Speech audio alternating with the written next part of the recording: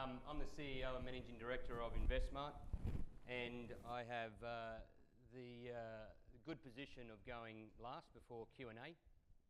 I also have the good knowledge of Ian's presentation, and so I've actually borrowed some stuff from his presentation. What do I need? So what we've been talking about today, we've been talking about Max and Bruce telling us that we could maximise contributions into our SMSF prior to the 1st of July. And we've got Ian telling us that the ASX is a supermarket. But what do I need? What do I do with that money I'm going to put into my SMSF as an extra contribution? We think that, interesting enough, that ASX uses the supermarket as an analogy. We think it's a good analogy. We think the ASX is a great supermarket. We think cooking and investing are very similar. We all know that I do pretty basic skills in the kitchen. I go to the kitchen, I go to the supermarket, I've got an empty trolley. I don't really know what I'm going to cook. I don't know which ingredients mix with other ingredients. I definitely don't know how to cook any international dishes. I also can't afford a personal chef, and a lot of us can't. So I use the internet, I use MasterChef, I use friends and families, give mum a call to help me with my cooking. The difference between cooking and investing, though, is our ingredients in our investment portfolios go up and down. So as the Australian market goes up or the fixed interest market goes down, our portfolio changes over time. And so they can actually spoil our meal pretty quickly. So what we've spent doing over the last 10 years, and some of you know this, is we've spent 10 years building our portfolio manager. Our portfolio manager is sort of like the kitchen, sort of like the fridge or the cupboard. It tells us what we've got today. And then we've extended that over the last year or so into a health check. And what the health check does is it has a look at our portfolio of current investments.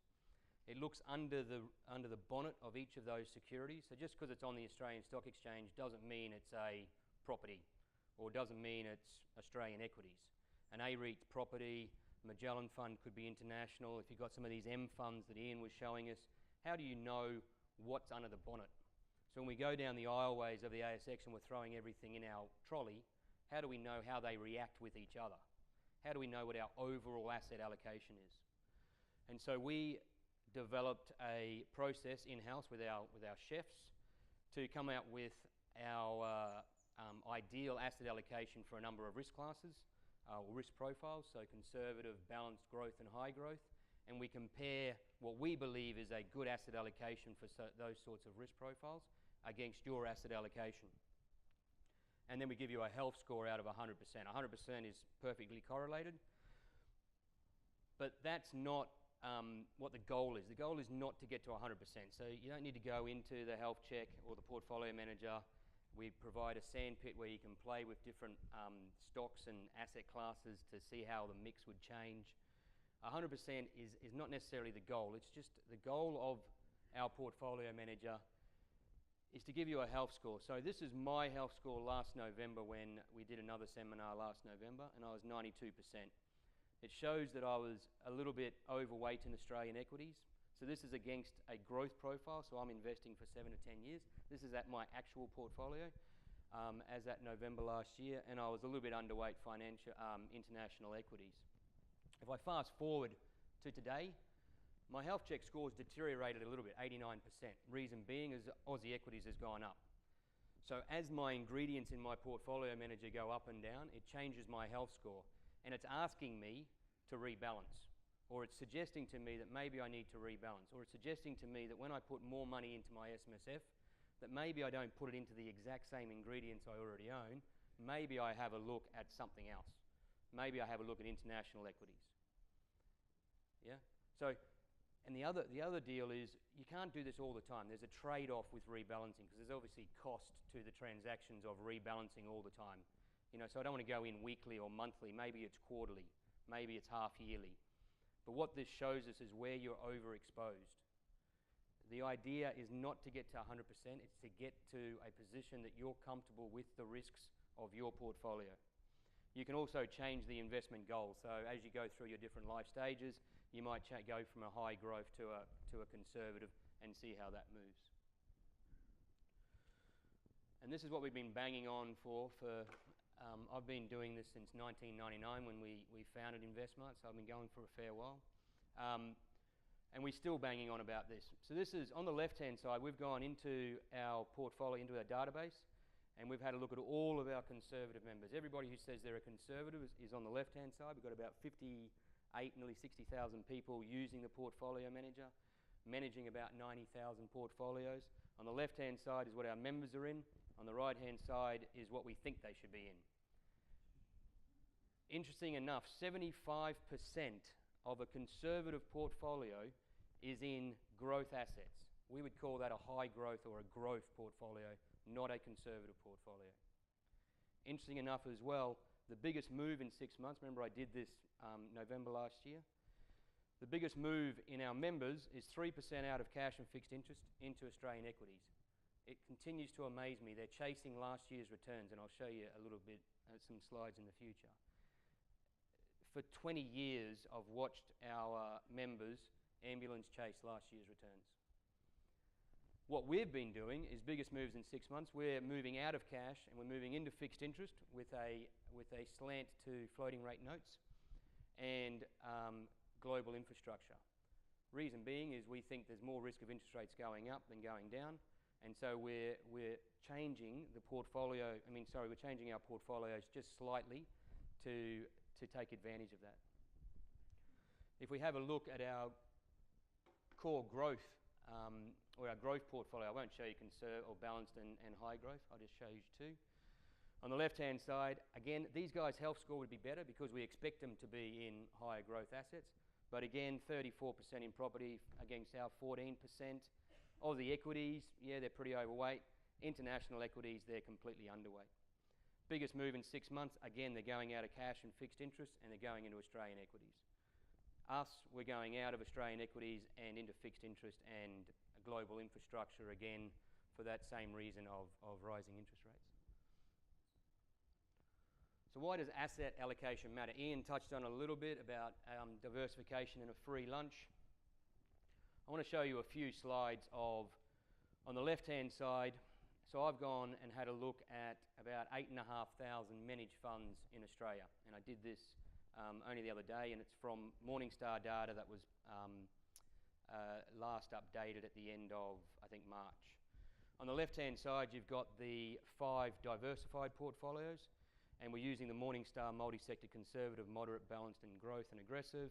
And then you've got the asset class specific. We're using RBA, Bloomberg, REITs, MSCI World, and ASX 200. On the left-hand side, this is 1 year relative performance. Looks pretty normal. It's going up with the increase in risk with the growth assets.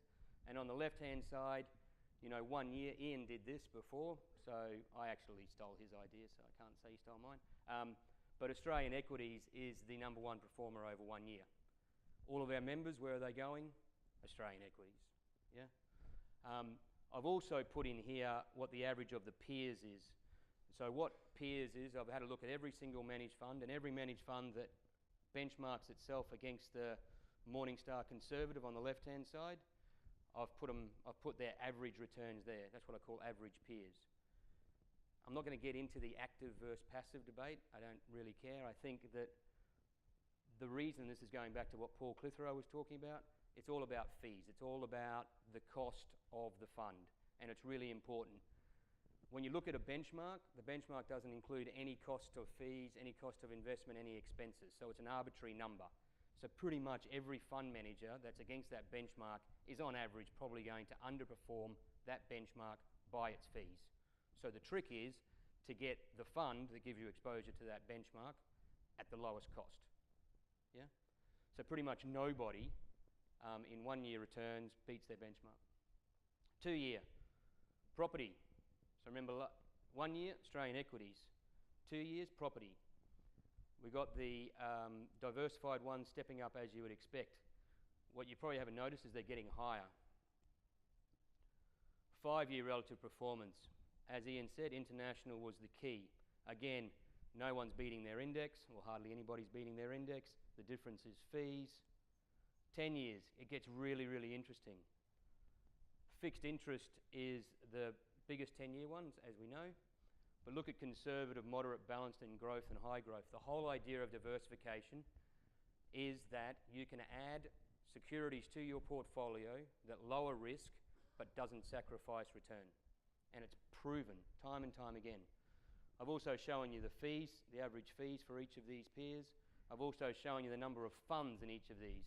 Right over there on the right-hand side, Australian equities, there's 1,000 funds. 1.69% is the average, and pretty much they all underperform their benchmark, as you would expect. These guys here are the rock stars of investment world. I don't know if any of you have heard of them. The funny thing, we were joking this morning, no one's ever heard of Miller. But funnily enough, Markowitz, Sharpe and Miller, that is the same Sharpe that did the Sharpe ratio. They won the Nobel Peace Prize for economics in 1990. Most of us have heard of Markowitz. Sharpe ratio, poor old Miller we've never heard of. But these guys did stuff on modern portfolio theory and proved a mathematical formula or mathematical framework that proves what our mum and grandparents have been telling us for decades, that don't put all your eggs in one basket. And whatever you look at, you know, the reason why we built the portfolio manager, the reason why we built the health check is that when you go to put more money into your investments or your SMSF portfolio, whatever it is, look to put it into something different than what you already have. Because if you continually do that, you will lower your risk without sacrificing returns. And that proves it. And I think if I did it over 20 years or 30 years or 70 years, I'd do the same thing. I had a mate come over to me on the weekend and he asked me all about this stuff, and he still wanted to just invest in IFRA, which is our best performing, now our global infrastructure thing. And he goes, why do I buy your whole portfolio? I'll just buy this one. And I go, you're an idiot. So what these guys are talking about is plugging the gaps. What we call it internally at InvestSMART is plugging the gaps. So all of you have got your own investment portfolios. You can use the portfolio manager and the health check to see where you're underexposed or overexposed.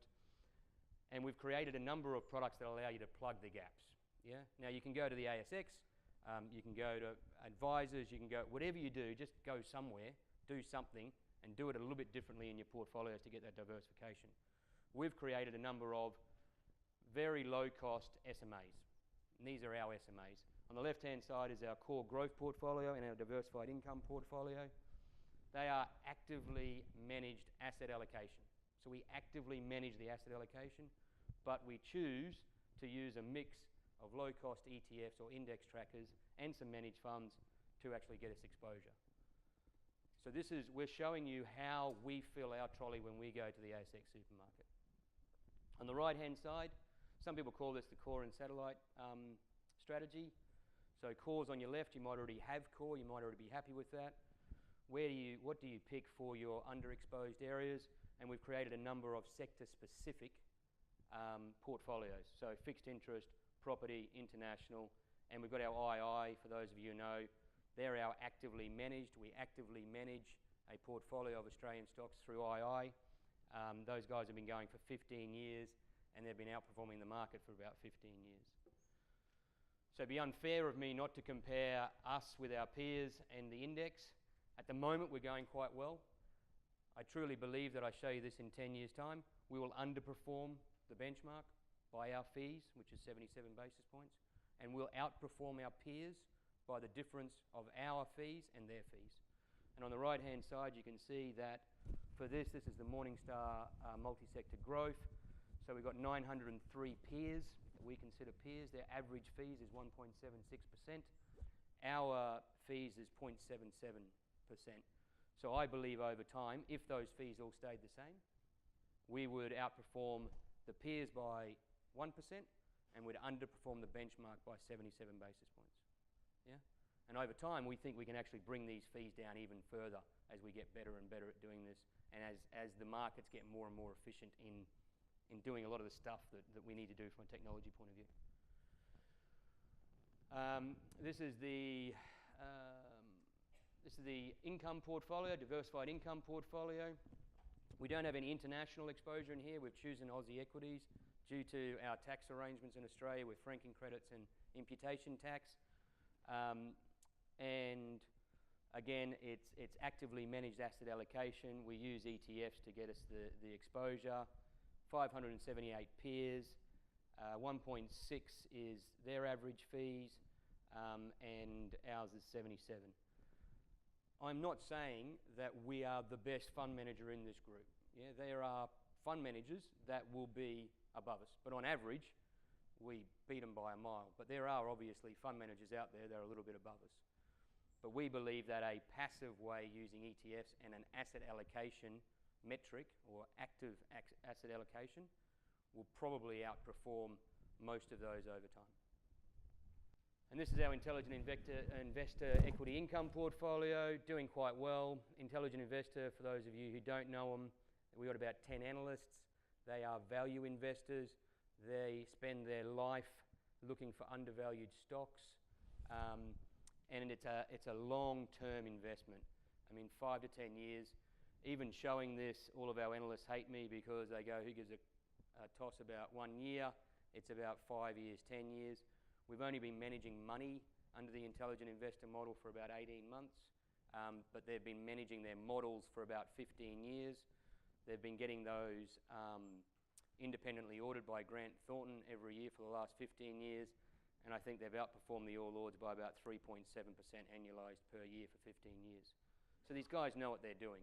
Again, I still think that they'll underperform the benchmark, though they hate me saying that. It'll be by fees over the long term. Again, I think we'll beat our peers. There's no performance fees on this. We've got, in the area, we've got 1,600 peers in this one. I think we beat 76% of them. And again, it'll be on fees. So we're 97 basis points, so we charge a little bit extra for this because our 10 analysts want to get paid. Anybody wants more information about our portfolios, I think you've got some stuff in your show bag. There's more information at the front counter with respect to PDSs or whatever. There's lots of people here that would love to have a chat to you. I really thank you for coming, and I think it's now time for Q&A.